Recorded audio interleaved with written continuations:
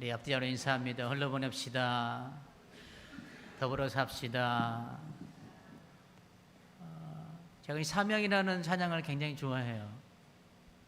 그래서 우리 김현주 집사님께 부탁을 드립니다. 언제 이 사명이라는 찬양을 헌금송 한번 해주시면, 말씀해 주시면 순서에 놓도록 하겠습니다. 너무 귀한 찬양 감사합니다. 자, 오늘은 본문을 통해서 편견이라는 주제를 가지고 함께 우리가 좀 이야기를 좀 나눠보려고 하고 함께 은혜를 좀 나눠보려고 합니다. 여러분들 여기 계신 분들은 거의 대부분이 이제 며느리를 보고 사위를 보고, 이 말이 무슨 말이냐면 아들이 있고 딸이 있는 뭐 그런 부모님이 되는 그런 세대인데, 한번 나는 어떤 사람인가 한번 나를 돌이켜 보면 좋겠습니다. 어느 한 어머니가 며느리 집에, 아니 딸네 집에 갔어요. 딸네 집에 갔는데 아침이 되니까 이 사위가, 딸은 자고 있고 사위가 일어나가지고 샌드위치를 만들어서 딱 먹고, 딸은 침대에 자고 있으면서 깨우지도 않고 딱 샌드위치를 만들어서 먹고 출근하더래요. 그래서 이 어머니가, 이야, 우리 사위 짱이야. 어디서 저런 사위가 들어왔는고? 그러면서 굉장히 흐뭇한 모습으로 그 모습을 지켜봤어요. 그래서 이제 딸네 집에서 이제 며칠 있다가 아들네 집에 갔어요. 아들네 집에 갔더니 상황은 동일해요. 며느리는 자고 있고 아들은 일어나가지고 샌드위치를 그냥 계란에 그냥 해가지고 먹고 출근하더래요. 그런데 이 어머니의 마음속에, 아니 어디서 저런 버리장머리 없는 며느리가 들어와가지고 우리 아들은 혼자서 그렇게 식탁에서 쓸쓸히 밥만 먹고 밥도 해주지 않고 저렇게 출근시키냐고. 뭐가 문제일까요?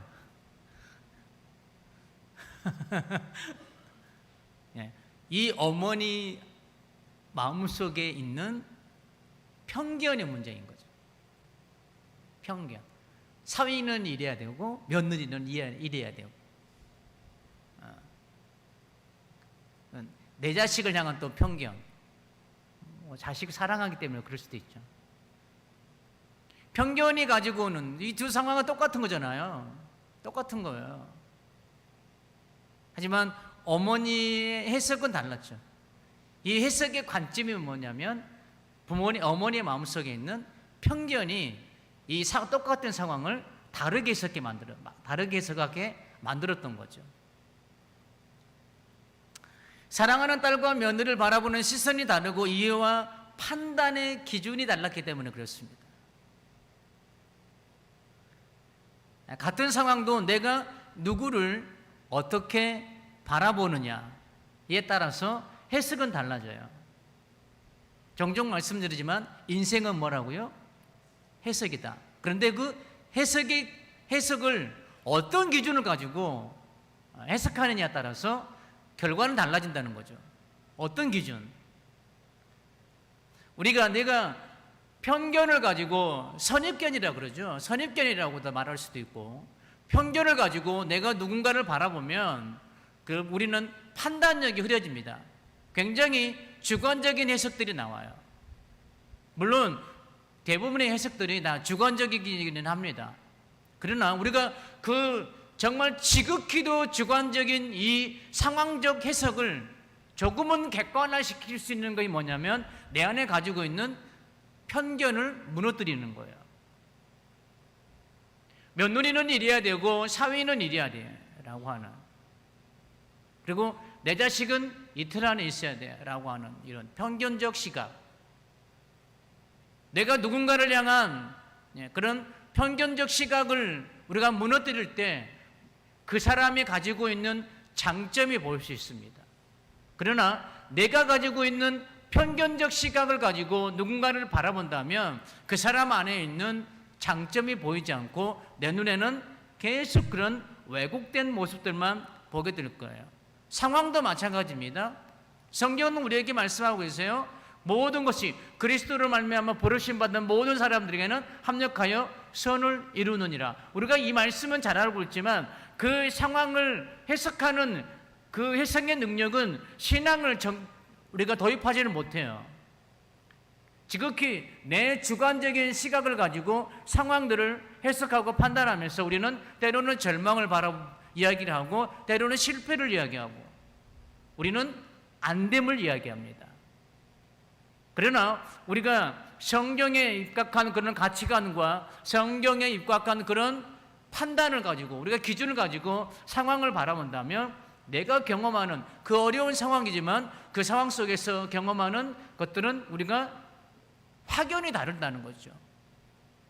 중요한 것은 내 안에 가지고 있는 기준을 정확하게 세워놔야 되고 편견을 버려야 된다. 편견은 나의 판단력을 흐리게 한다라는 사실을 우리는 기억해야 됩니다. 오늘 본문에 보면 10장에 보면 베드로가 나오죠. 베드로에 보면 이 모습을 보면 굉장히 신앙생활을 잘하는 것처럼 보입니다. 하늘에서 보자기가 내려오죠. 보자기상. 그런데 거기에 보면 율법적으로 유대인들에게는 절대적 금기시되는 물건들이 거기에 들어 있습니다. 그래서 하나님께서 음성이 들려와요. 베드로야 이거 먹어라. 그런데 베드로는 뭐라고 그럽니까? 아이고 하나님 무슨 말씀입니까? 나 유대인이에요. 유대인으로서 먹지 말아야 될 것들이 있는데 내가 어떻게 그걸 먹습니까? 이거 북한 말이 나오네요. 못 먹습니다 라고 이야기를 해요. 자, 우리의 시각으로 보면 베드로의 신앙이 어때요? 굉장한 거잖아요. 말씀 지키겠다는데 굉장한 신앙인인 거예요. 때로는 우리의 모습이 그럴 수 있어요. 자, 물이 있습니다. 물이 있어요. 물을 곡선 있는 그릇에 담기면 물의 모양은 어떻게 되는 거야? 곡선이 되는 거예요. 그런데 물이라는 성질은 바뀌어야 안 바뀌어요? 안 바뀌는 거예요. 우리 그리스도인들의 모습이 그래야 된다는 거죠. 우리가 때로는 강직함도 있어야 됩니다. 그러나 때로는 유연성도 가지고 있어야 되는 거예요.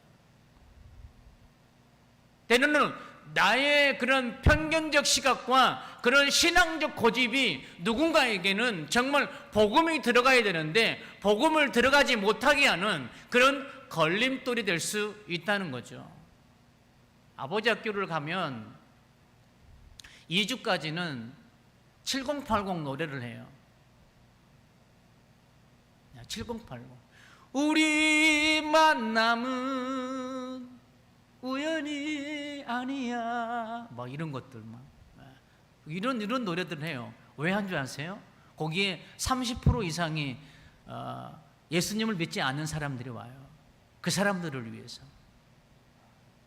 기도도 하지 않아요. 2주까지는 시작 기도도 하지 않아요. 그런데 스태프들은 2시간 전 3시간 전 가가지고 기도해요. 그런데 그들 앞에서는 기도하지 않아요. 2주까지는 왜 그럴까요? 접근 방식을 달리하는 거죠. 우리 그리스도인들이 삶의 지혜가 필요한 부분들이 이런 부분들인 거예요. 이런 부분들. 우리가 신앙의 고집만 부려서 될 일도 있지만 안 되는 게 접근 방식을 조금은 우리가 유연하게 가질 필요가 있어요. 그러나 거기 안에 물이라는 성질이 바뀌지 않는 것처럼 우리의 정체성은 분명하게 가지고 있어야 되는 거예요. 모양은 바뀌지만 거기 안에 그 성질마저 정체성마저 바뀌어서는 안 된다는 거죠. 안 된다는 거죠. 베드로가 만약에 아이고 하나님 내 그 신앙을 더럽힐 수 없습니다. 안 됩니다. 라고 하실 때 하나님께서는 이방인을 향한 이 복음의 역사를 시작하지 못할 수도 있습니다. 아니, 시작 못한 게 아니라 더딜 수도 있습니다.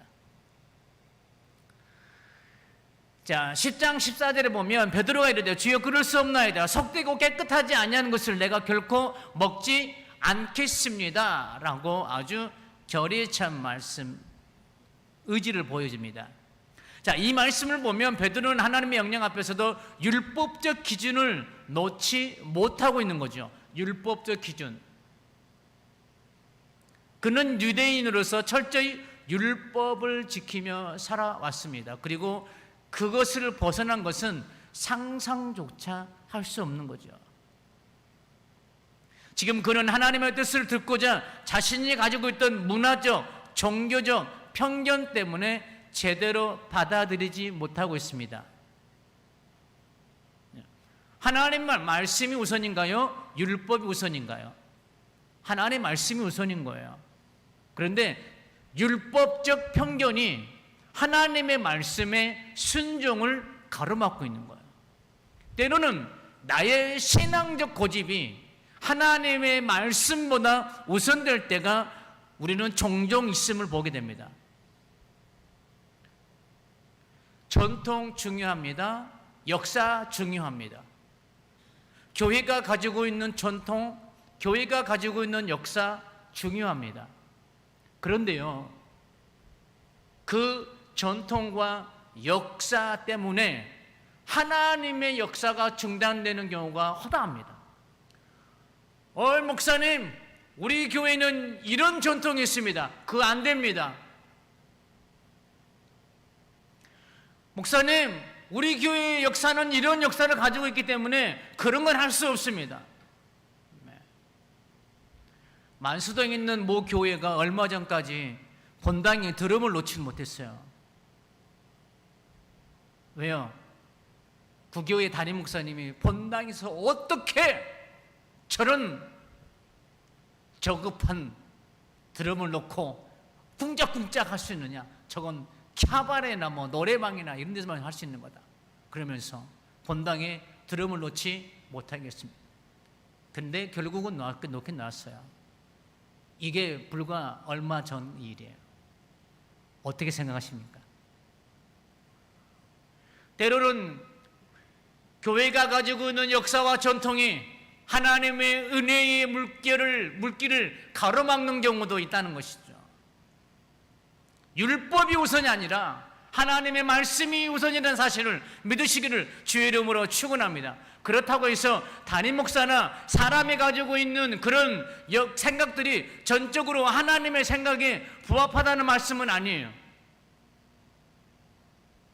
그러나 우리가 먼저 생각해야 되는 것은 뭐냐? 역사와 전통이 아니라 율법적인 잣대가 먼저가 아니라 하나님의 말씀이 먼저라는 거죠. 하나님의 물꼬가 그 통로를 통해서 열려진다면 나의 고집과 나의 아집과 나의 편견들을 내려놓고 한번 우리가 말씀에 순종해 볼 필요가 있다는 사실을 말씀드리고 있는 거예요.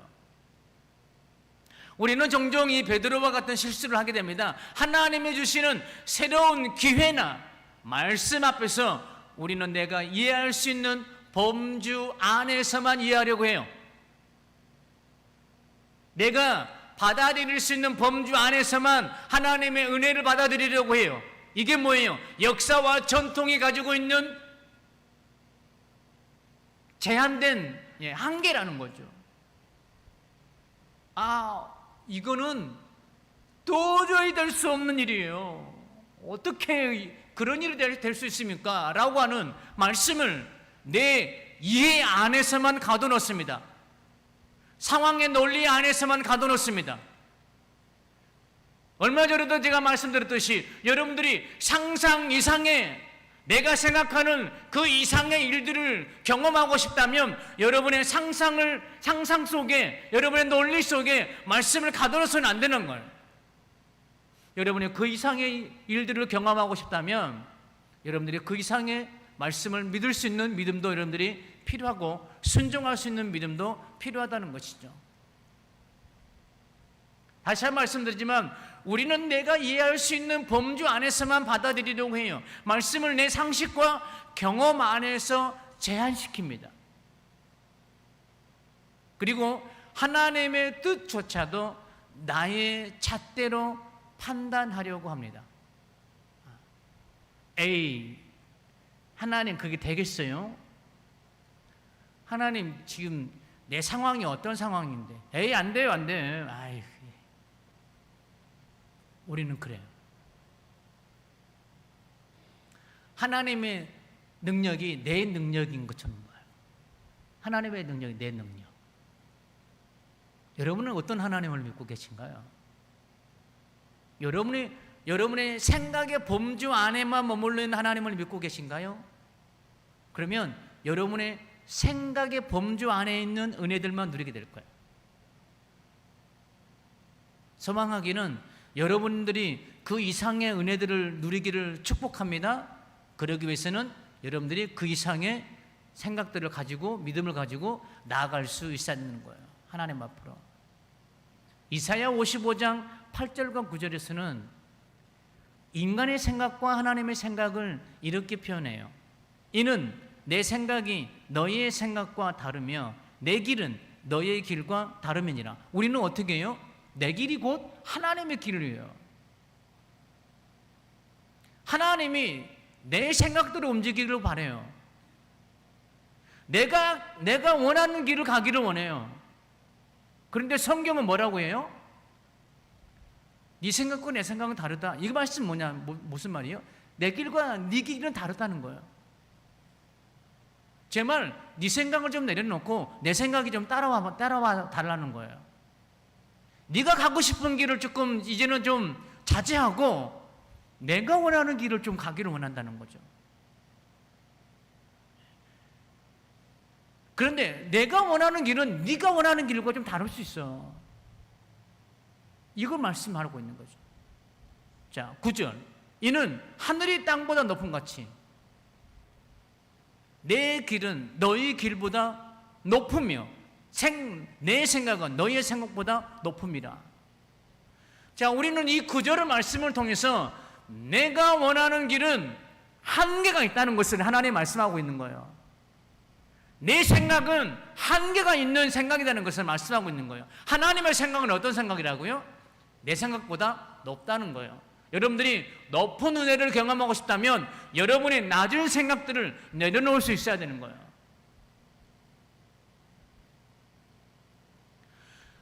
높은 길을 가고 싶다면, 내 생각보다 훨씬 더 높은 길을 가고 싶다면 내 길을 포기할 수 있어야 되는 거예요. 하나님의 길은 어떤 길이라고요?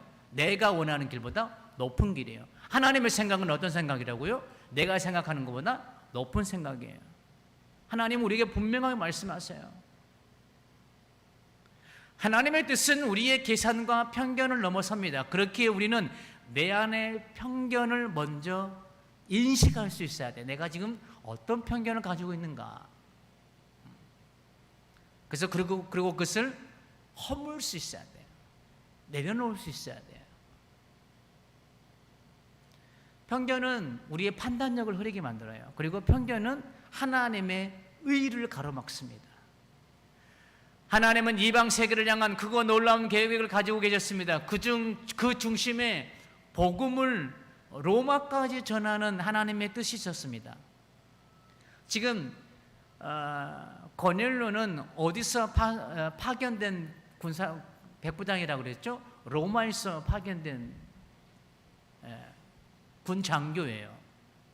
자, 그러면 군 장교가 이 복음의 은혜를 정말 깊이 경험하고, 물론 지금도 신앙생활 잘하고 있는 고넬료지만 그 하나님의 그 깊은 은혜를 경험하고 로마로 돌아갔을 때 그를 통해서 로마에 어떤 영향력을 미치겠느냐 이거죠. 하나님은 그런 원대한 로마를 향한 그 원대한 꿈을 가지고 계셨다는 거죠. 하나님이 저와 여러분과 우리 교회를 향해서 하나님이 시대를 향한 원대한 꿈을 가지고 계세요. 그런데 그 원대한 꿈이 때로는 나의 편견 때문에 그 하나님의 의가, 하나님의 뜻이 가로막힐 수 있다는 거죠. 다시 한번 말씀드리지만, 조금 전에도 말씀드렸지만, 나의 편견과 상황을 바라보는 그런 시각적 편견 때문에 시대를 향한 하나님의 그 역할을 감당하지 못하는 경우가 종종 있다는 거예요. 어떤 것을 들이대면서요?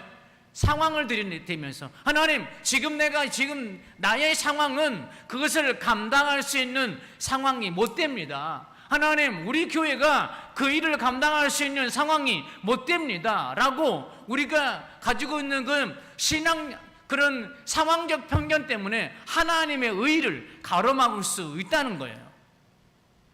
그래서 우리는 편견을 내려놓아야 합니다. 하나님은 베드로의 이 편견을 깨기 위해서 어디에 머무르게 하세요? 9장 43절에 보면 베드로가 요바에 여러 날 있어 시몬이라는 무두장의 집에 머물게 하세요. 하나님은 베드로의 편견을 깨기 시작합니다. 그래서 선제적 작업을 하셨어요. 그게 뭐냐면 무두장의 집이에요. 이 무두장이가 뭘 한 거라고요? 지난주에 설명드렸죠. 죽은 짐승의 가죽을 벗겨가지고 그 가죽 가공을 해가지고 파는 직업이에요. 율법에는 죽은 시체를 만지지 못하게 하는 그런 제한적 삶이 있었어요. 죽은 시체를 만지면 부정하다고 합니다.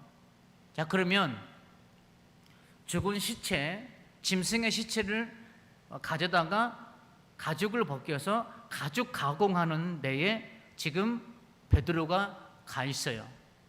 베드로는 부정한 사람이에요? 아니에요? 아마 베드로는 하나님의 명령에 따라서 이 무두장의 집에 갔을 거예요.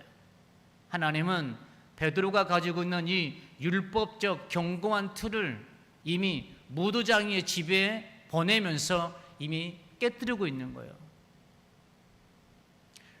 나는 알 수 없지만, 우리 교회의 상황적인 것은 알 수 없지만, 하나님은 지금도 여전히도 내 안에 가지고 있는 이 편견적 시각을 지금 깨고 있음을 믿으시기를 주의 이름으로 축원합니다.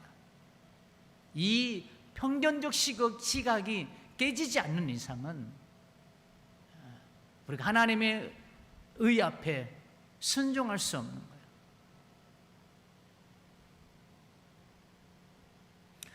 이 지금 9장 43절의 말씀은 하나님께서 베드로 안에 있는 율법적 편견을 미리 허무는 작업을 하신 거예요. 왜냐하면 만약 그 편견을 그대로 가지고 있었다면 그는 고넬료를 찾아가지 않을 수도 있습니다. 그만큼 또한 하나님의 복음 사역도 미루어질 수도 있습니다.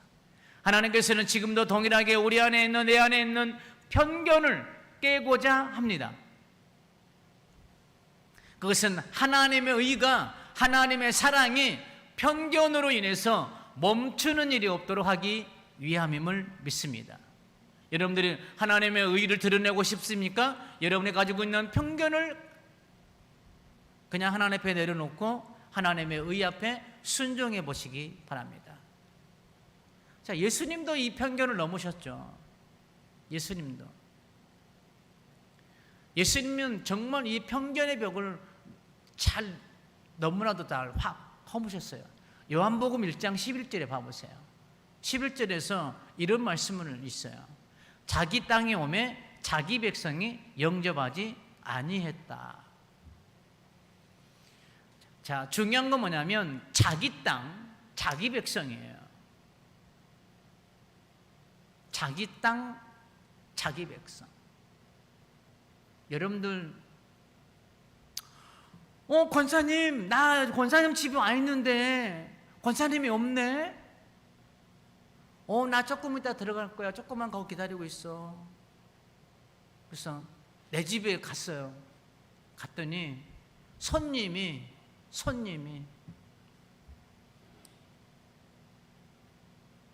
소파에 뭐 하고 있어요? 그러면서 집주인이 왔는데도 일어나 보지도 않아. 왔는지 안 왔는지, 왔어요 권사님, 이 말도 안 해요. 집주인이 어떤 마음이 들까요? 이런 네 가지 막 그러면서 속으로는 다음부터 우리 집 오지 마. 초대도 안 하는 거야. 지금 이스라엘 백성들이 그래요. 여기 요한복음 1장 11절에 자기 땅, 자기 백성, 우리는 여기에 주목해야 돼요. 이 땅의 모든 만물의 주인이 누구예요? 누구라고 보세요? 예수 그리스도, 하나님. 나는 누구예요? 자기 백성, 하나님의 자녀. 여기에는 모든 주권자가 예수 그리스도이심을 명백하게 말씀하고 있는데 그 주인을 환영하지 않아요. 집주인이 왔는데 손님이 소파에 누워가지고 띠띠 텔레비나 채널이나 돌려서 그러고 있는 거야. 조금 전에 말씀드렸듯이 그러면 여러분들 어떤 마음이 들까라고요? 저 인간 앞으로 우리 집에 내가 초대하나 봐라. 비밀번호도 바꿀 거예요. 현관 비밀번호도. 예수님께서 이 땅에 오셨지만 유대인들은 그들을 받아들이지 않았습니다. 왜냐하면 그들 안에는 자신들이 생각하는 메시아 상이 있었기 때문에 그렇습니다. 메시아는 이래야 돼. 지금 우리 상황이 우리 상황이 이러니까 나를 구원할 메시아 상은 이래야 돼 라고 하는 이 메시아 상이 강력하게 박혀있기 때문에 저런 사람이 어떻게 우리를 구원해낼 수 있느냐? 안 된다는 거죠.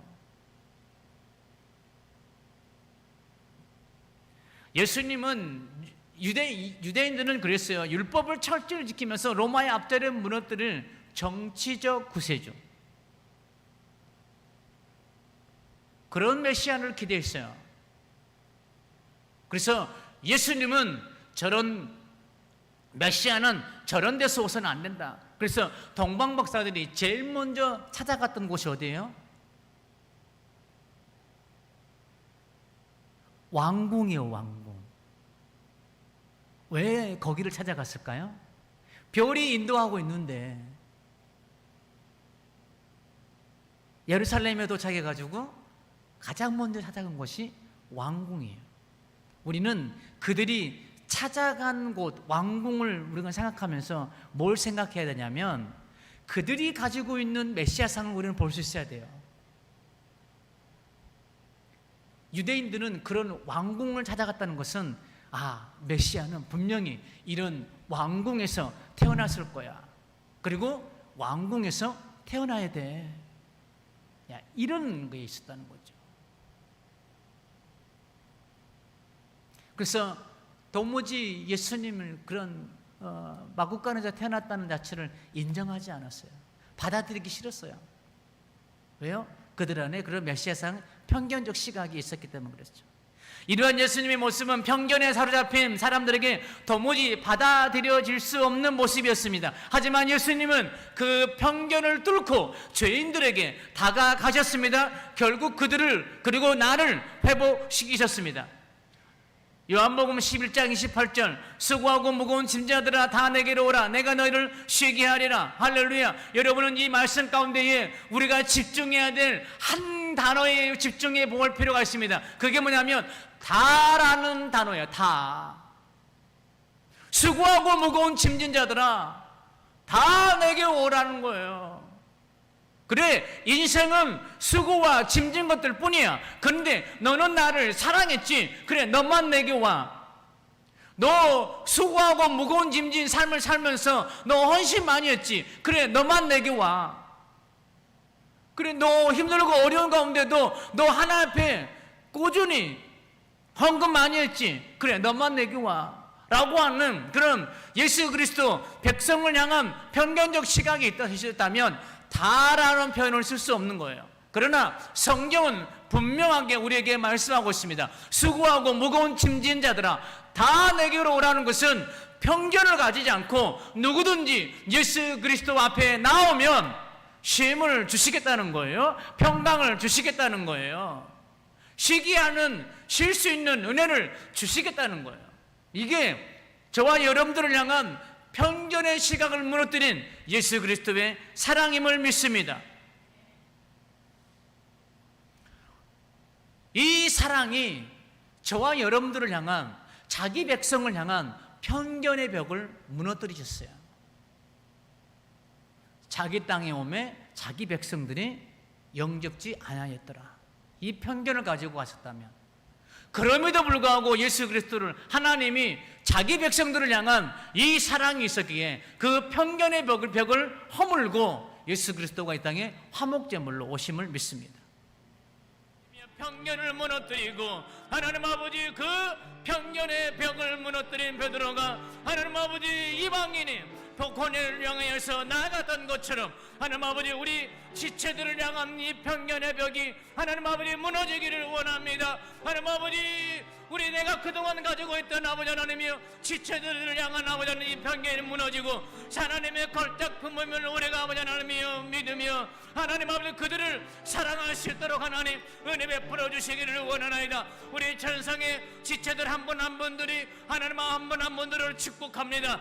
하나님 아버지 우리 모든 성도님들 한 분 한 분들이 주님의 걸작품이며 하나님의 은총받은 자임을 우리가 깨닫고 하나님 아버지 그들을 섬기되 아버지는 죽게 하듯이 내가 아버지 하나님의 그 지체들을 섬길 수 있도록 하나님 은혜 베풀어 주시기를 원하나이다. 우리 교회가 아버지 하나님의 그런 사랑의 공동체가 되기를 원합니다. 은혜의 공동체가 되기를 원합니다. 그러기 위해서는 아버지 하나님이여 우리 성도님들 안에 있는 또한 내 안에 있는 아버지 하나님의 그런 편견의 벽들이 무너지게 하시고 내가 아버지 하나님이 먼저 사랑으로 섬길 수 있는 귀한 목회자가 될 수 있도록 하나님 은혜 베풀어 주시기를 원하나이다. 하나님 아버지 주님의 사랑 가지고 예수 그리스도가 아버지 하나님이 내게 왔던 것처럼 이 목회자인 내가 먼저 주님의 사랑을 가지고 우리 성도님들을 향하게 나가게 하시고 주님의 사랑 가지고 섬기며 주님의 마음으로 아버지 하나님을 섬길 수 있는 귀한 목회자가 될 수 있도록 하나님 은혜 베풀어 주옵소서. 오늘 아버지 하나님이 우리에게 주신 은혜의 말씀이 있음을 깨닫습니다. 그 은혜의 말씀이 우리가 아버지 하나님이 내 상식과 내 논리와 아버지 하나님의 내 편견들을 내려놓고 하나님 앞에 순종하며 나가게 하나님 은혜 베풀어 주옵소서. 오늘도 우리 안에 있는 거룩한 이 아버지 하나님의 은혜가 내 삶 가운데 드러날 줄 믿고 감사를 드리며 예수님의 이름으로 기도하옵나이다. 아멘.